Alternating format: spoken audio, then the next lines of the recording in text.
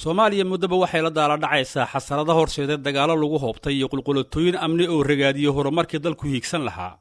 Haddaba maxay yihiin duruufaha ugu saamaynta badan ee ku gadaaman xaaladda amni ee maanta taagan halkeesa salka ku hayaan?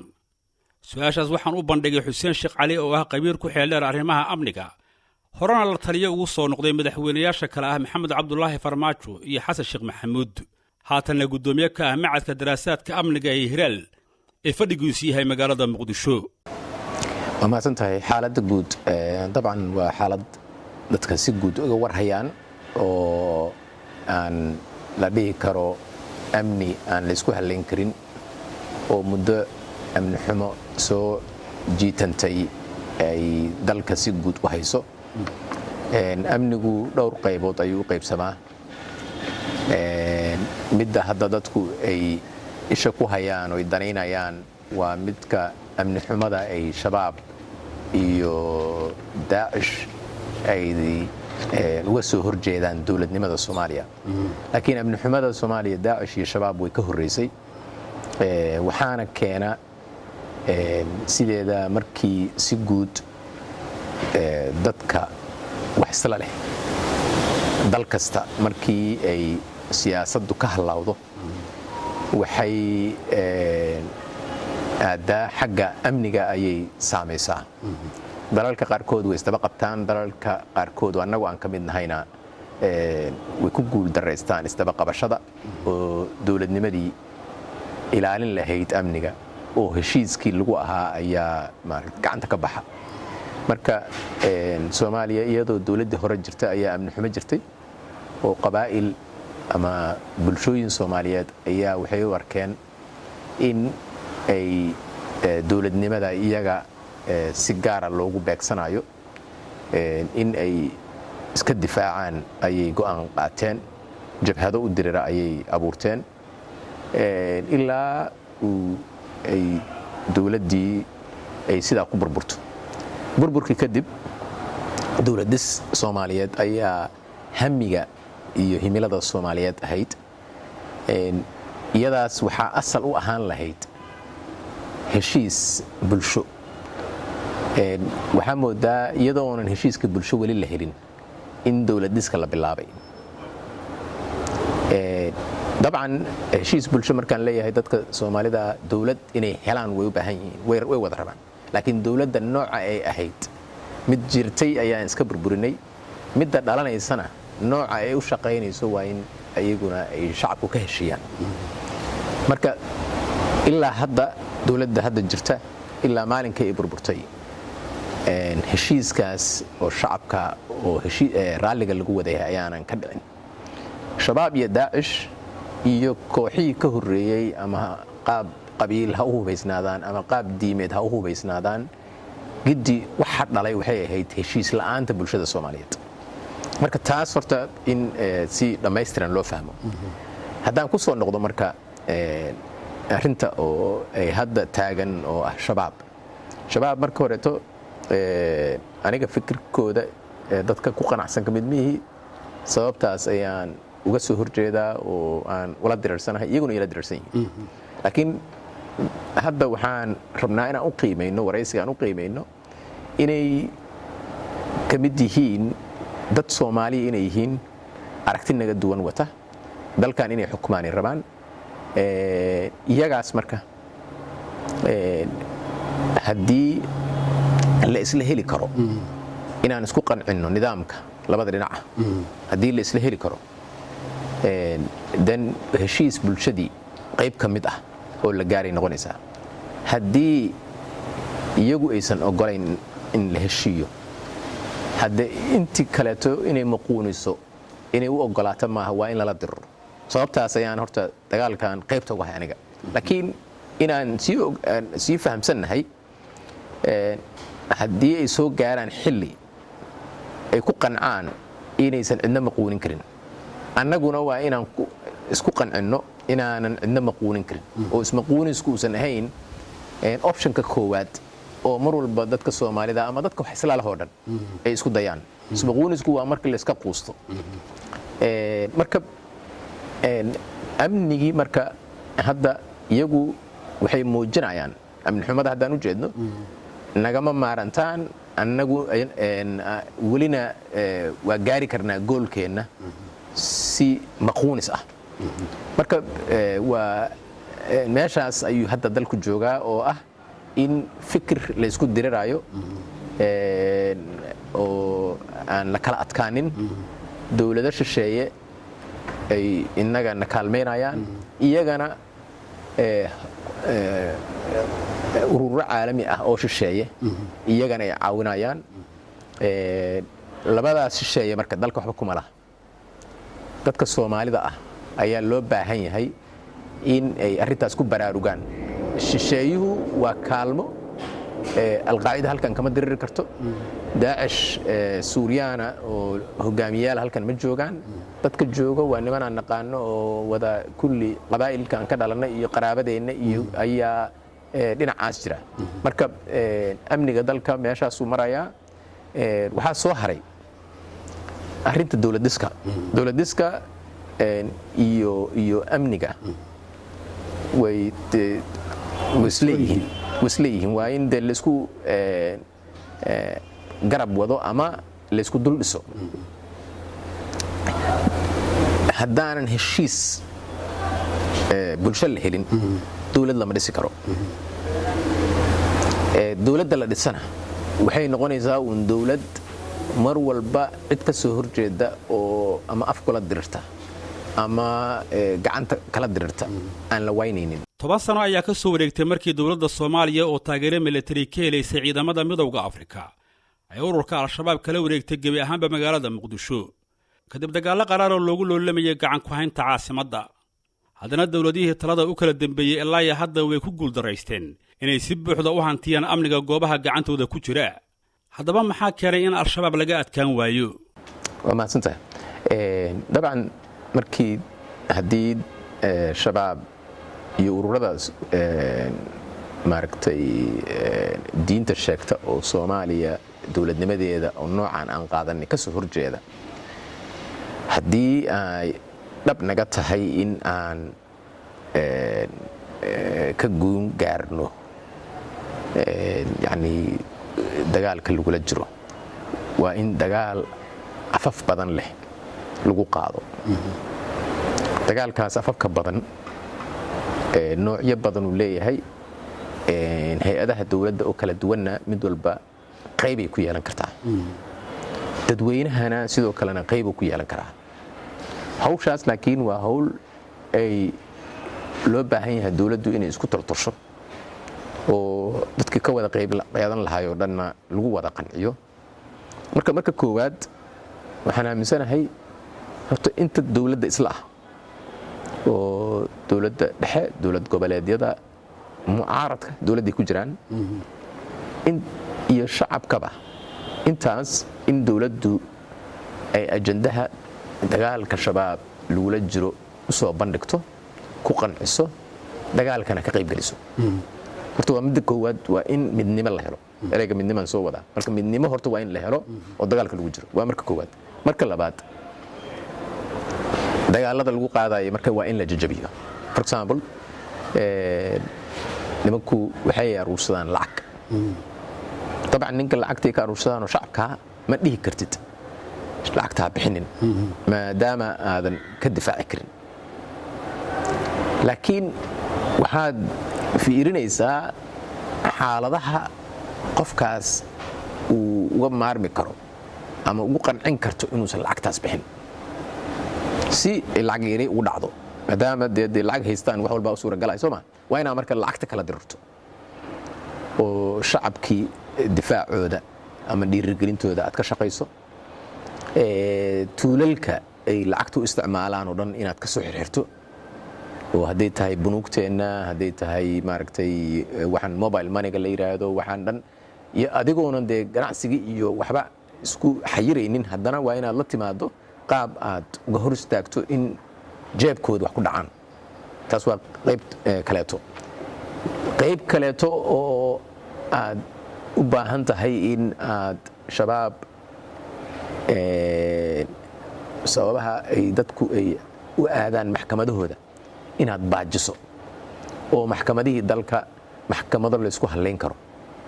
meel kasta ku yaalaan ama Kismaayo ku yaalaan ama Muqdisho ku yaalaan maxkamadda la isku haleyn karo oo dadku ay cadaalad ka fishaan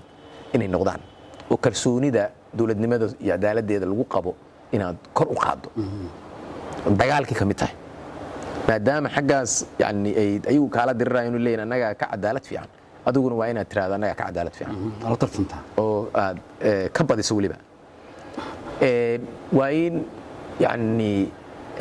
aad xagga intelligence-ka iyo xuraanka aad yani qaybta ugu sarreysa gaarsiiso oo aadan u ogolaanin in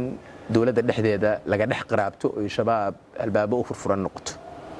inaad adigu ka dhex qaraaban karto oo waxa ay ku fikiraan iyo waxa ay sameeyaan oo dhan aad macnaha habeen walbeed ay ku soo hoydaan oo ka warhayso waxyaabaha ay abaabulayaan iyo sidii u fikirayaan waa in guluf ciidan oo dhammaystiran oo midnimada kadib raalli lagu wadaya oo laga wada qayb qaadanayo waa inaad iyana diyaariso hogaamisana marka intaas aad sabayso oo culays ku filan shabaab yani iyo daacish ciday tahayba ay gaarto waxaa soo haraysa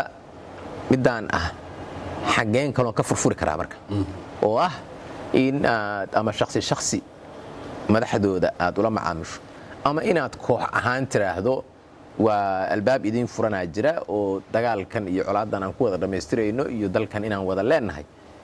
inaan maartay marka yani waa hawl iswada oo aad fursadaas iyaga markuu culays fuulo aad ku samayn karto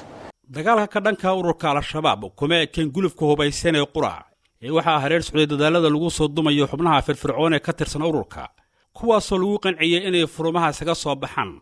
sidaasna waxaa dawladda isugu soo dhiibay dabley iyo mas-uuliyiin sarsare oo ka soo goostay ururkaas kadib markii loo ballanqaaday cafis iyo soo dhoweyn loo xisho haddaba ahmiyad intee leeg ayuu barnaamijkaasi lahaa halkeese ku dambeeyey waa mahadsan tahay waxaa jiray markii aan la taliyaha u ahaa xilligii xasan sheekh maxamuud program aan u naqaanay high level defection program oo iyadoo marka hore waxaa ka horeeyey kuwa low levelka ah oo wiilasha dagaalyahanada ah oo soo galaya laakiin marka dambe waxaa noo soo baxday inay muhiim tahay in laga soo wado ragga go'aamada qaata iyo ragga go'aamada fuliya oo khadka dhexe ka cayaara programkaas marka program oo xaqiiqatan ahaa program aad u effective ah oo miradhal ah oo yani ay aad u dareemeen culayskiisa oo rag badan oo khubaro u ah xaggooda lagu soo qanciyey ilaa 59 qof ayaa muddo 3 sano ka yar uga soo tagay oo hogaamiyayaal dhexe iyo kuwa sare isugu jiray arrintaas waxaa dawladdu uga gol lahayd istaraatiijiyada ay ka lahayd waxay ahayd in awoodda shabaab la wiiqo oo ragga go'aamada qaadanaya iyo ragga fulinta farsamada iska leh in laga soo dhex miiro si ay awooddooda ay wax ku fulin karaan ay u yaraato faa'iidada kaleeto oo laga helay waxay ahayd markay noo yimaadeen khubaradaas yani macluumaad aad u fara badan oo kooxda ku saabsan ha noqoto iyaga khilaafaadka iyo waxa ka dhexeeya shakhsiyaadka sida ay u kala fikiraan iyo dawladdu marka waxaa uga soo baxday fikir dhammaystiran oo cidda ay ishayaan ah nasiib darro barnaamijkaas 2017 ayuu joogsaday rag waaweyn oo hadda magacooda la yaqaano oo maaragtay qaarkood dawladdu ay ka shaqeeyaan ayaa ku soo baxay qaar dibadda maaragtay loo dhoofiyey qaar magaalada ilaa hadda ka shaqeeya oo aan isleeyahay wax badan ayay ku soo kordhiyeen fahamka cidda lala dirirayo taas marka waa marka shakhsi maaragtay looga soo baal siibayo laakiin haddana qorshuhu waa inuu noqdo in iyagoo jamle ah la isla raadiyo oo si dagaalka loo soo afjaro maaragtay heshiis lagu qanciyo oo waataan soo sharxay ka horreysay waa in marka horeeto bareshar ku filan culays ku filan waa in la saaro oo ay u dareemaan inay qayb ka noqdaan nabad raadinta. inkastoo dowladda Soomaaliya ee xubnaha ka tirsan ururka Al-Shabaab ay ka faa'iideystay damaanada loo fidiyo u ballanqaaday xornimo buuxda, haddana sida uu qorayay Xuseen Sheekh Cali oo xerar sarsare ka soo qabtay hay'adda nabad sugidda iyo sirdoonka qaranka ee NISA, dadaalada lagu soo xirigelinayo dadka miisaanka ku leh kooxaha xag jirka wuxuu hakaday markii dowladdu oofin weyday ama ay si laablakaca u burisay ballamihii ay hore u gashay qaarkood. runtii waa meesha aan leeyahay waana qiran karaa shakhsiyan laftirkayga inaan qayb ka ahay, laakiin waa ceebaha uu programkaas lahaa ayay ka mid tahay oo ahayd in qofka markii uu yimaado uu aad u dareemo cabsi fara badan oo xaggooda uga timid, maadaama programkan culayskiisa fahmayaan iyaga inay dadkoodii khubaradooda ahaa iyo madaxdoodii inta ka soo tagaan inaysan aqbali karin. waxaa dhacday nasiib darrooyin rag ka mida ragga 59 aan leeyahay rag ka mida ay ku guulaysteen inay dilaan oo magaalooyin kala duwan oo dalka oo laascaanood iyo ilaa xaggaas jira ilaa Kismaayo meel kasta ay uga daba tagayeen. marka in amniga maaragtay la xaqiijiyo waxyaabihii ahayd mas'uuliyaadka dawladda ahayd oo laga gaabiyey, laakiin haddana de programkii oo dhanba hadda waaba fadhiyaaba waa cadilan yahay oo hadda qofku markuu damco inuu ka soo tago uun si shakhsi ah inuu isku soo biimeeyo ma ogiya ma jiro qorshe dhammaystiran oo qofka lagu qaabilo oo maaragtay arrimihiisa hoose oo shakhsiga ah lagala xaalo wixii de uu danaynayay ama maaragtay la kala faa'iideysto labada dhinac. kayska oo Robow runtii aniga waxaan u arkaa inuu ahaa ayaan darro dawladdu si ka fiirsasho la'aan ah iyaga oo arrimo siyaasadeed watay, laakiin aanan fiirin sawirka ay bixinayso nabadda guud oo Soomaaliya. laba siba mid ninku nin reer ka dhashuu ahaa, reerkiya uu hadda ilaa hadda la caraysan oo islu baahnayn in reer Soomaaliyeed laga caraysiyo, laakiin mid ka sii muhiimsan waxay ahayd in dad badan hogaamiye ururkaas mar hore ay fikirka isku diideen, laakiin aan fikirka dawladda aanan si dhammaystiran u qaadan oo meel cidla ah jooga oo dawladihii ka horreeyey oo anigu aan u hogaaminayay aan kala macaamili jirnay oo lagala hadli jiray qaabkuuso waqti badan la geliyey. aakhirkii ay suuro gashay in uu yimaado in dad badan oo hawshaas ka soo tanaasuli lahaa oo ninkan qaabka loola dhaqmo fiirinayay in ay arrintaasu ku noqotay runtii dharbaaxo ama waxa ma danaynayno in nalo maaragtay aan cidna soo jiidanno noloma heelana calashan. marka arrintaas arrin aad u ayaan darro ay ahayd, ilaa haddana weli ayaan darro ah. kaysas noocaas oo kaleeta way ka horreeyeen, laakiin eedeeda tusaale kayska oo Xasan Daahir Aweys siyaabo isu eg yihiin laakiin uu ka duwan yahay. yani Xasan Daahir Aweys طبعا nimankii uu ka soo cararay, laakiin ma uusan aqbalin conditionadii dawladdu ay rabtay, shuruudihii lagu xiray shuruudihii oo ahayd inuu aqbalsan yahay qaab dawladeedka aan qaadanay inuu nala aqbalay. shabaab kaliya aan la diriirsanahay cafisku iyo amnistigu maysan ahayn, waa in aad yani aqbasho qaabka ay dawladdu hadda isku xukunto oo dastuurkaasi uu sarreeyo. Xasan Daahir Aweys marka arrintaas kama uusan tanaasulin, sababtaas ayay ahayd, laakiin waxaan jeclaan lahayn inuu intuu tanaasulo dad badan oo asaga fikirkiisa weli ku qanacsan ay si ay arrintaasi ayagana uga soo tanaasulaan. laakiin ninkan odaga ah oo Robow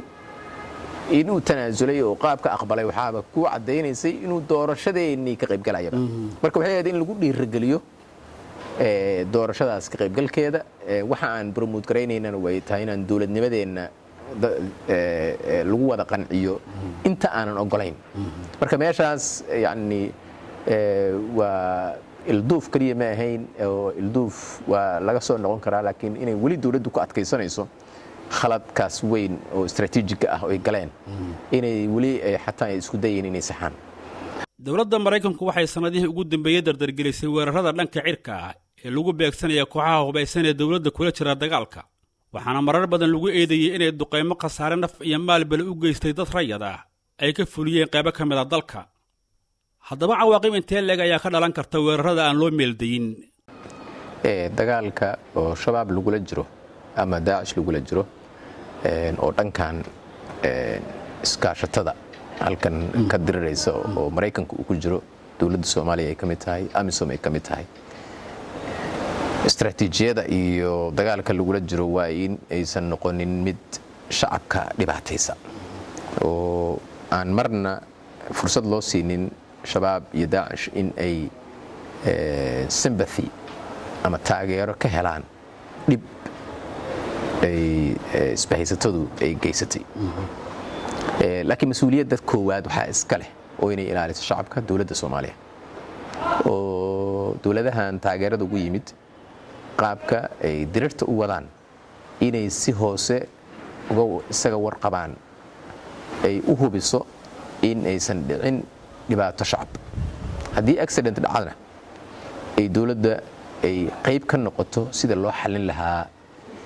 accidentka laftirkiisa, shilkaas nasiib darro. dawladda Soomaaliya ama AMISOM ama waxa yeesho ama ciidankeeda waxa yeelo ama Maraykan waxa yeelo, shacabka marna inay u turayaan oo iyaga ay maalayaan, marna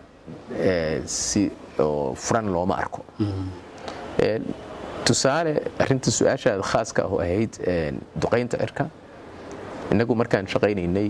Maraykanku waa duqayn jiray. qaabka markaas aan la ogolayn oo aan isla fahanay waxay ahayd horta koow in madaxda kaliya horta la bartilmaameedsado, oo haddii aad xasuusato 2013 ilaa 2016 dhammaadkeedii inta dawladda cusub ka dhalanaysay, ciidan caadi ah oo shabaab xataa lama duqaynin. dadka madaxda ah qaarna waa soo dumaynay, qaarna in la dilo ayaan raalli ka ahay, oo halka meesha madaxa maamulka ciidanka waxaan aaminsanahay ilmo Soomaaliyeed oo la khalday inay yihiin,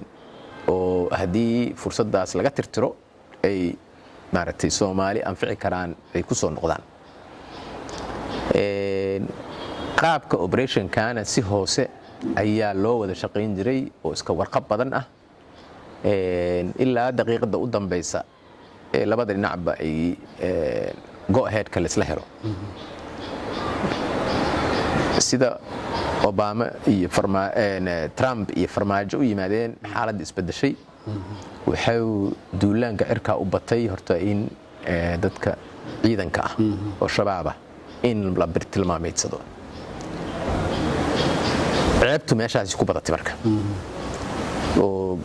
ninka madaxda ah waa laga dhex garan karaa qaabka u socdo iyo sirdoonka raadinayo ka dhex garan karaan iyo isagoona shacabka dhex joogin. laakiin nin askari ah iyo qof shacaba baadiyaha Soomaaliya qoriyaa lagu wada wataa. qof kasta oo shacab oo Soomaali ah qoriyuu iska wataa, ama geelu ku raacdaa ama dana kale ku ilaashadaa. meeshaas ayaa marka beeralayda badanaa hadda intii la duqeeyay waxaa leeyahay qoryaa laga helay beerti, beer aan qoryo oo lin ma jirto. marka meeshaas waaye horta siyaasadda dagaalka ayaa u baahan horta in dib loo eego, wax laga bedelo, loona diyaar garooba haddii shilal dhacaan qaabkii looga jawaabi lahaa oo dawladda ugu wanaagsan. shil la'aan, dagaal shil la'aan ma ah, garowshiyo oo rasmi ah oo isugu jirto in la bixiyo maaragtay dhaqaale iyo sabarsiin kaleeto dadka dhibkaasu gaaray. isku soo wada duuba weerarada ka imaanaya kooxaha fallaagada oo galaaftay kumanaan dad ah oo u badan shacab, sidoo kalena si daran u saameeya nolosha malaayiin kale, ayaa hoos u dhigay kalsoonida dadweynuhu ku qabaan dawladda ay u arkaan mid ku fashilantay hanashada ammaanka dalka. waxaana colaadaha dabadheeraaday haddana lagu kala adkaan waaye ka doorbidayaan heshiis dhex mara labada dhinac sida ka dhacday dalka afghanistaan halkaasoo 20 sano oo dirira kadib dowladda iyo ururka daalibaan ay ku heshiiyeen in dalka nabad lagu soo dabaalo laakiin marka la eego danaha dhaqaale ee ku lifaaqan xasradaha ku ogan Soomaaliya iyo saameynta ay horinteeda ku leeyihiin gacmaha shisheeye ee labada daraf ku kala daaban waxaa iska rajada laga qaba tanaasul ka yimaada tabcaanayaasha Soomaalida dhexdooda oo aan ka ahayn dalku waa hadhiine dhinacaaga ka daaqa soo gudbinta barnaamijkan waxaa taabageliyay Milga Media Production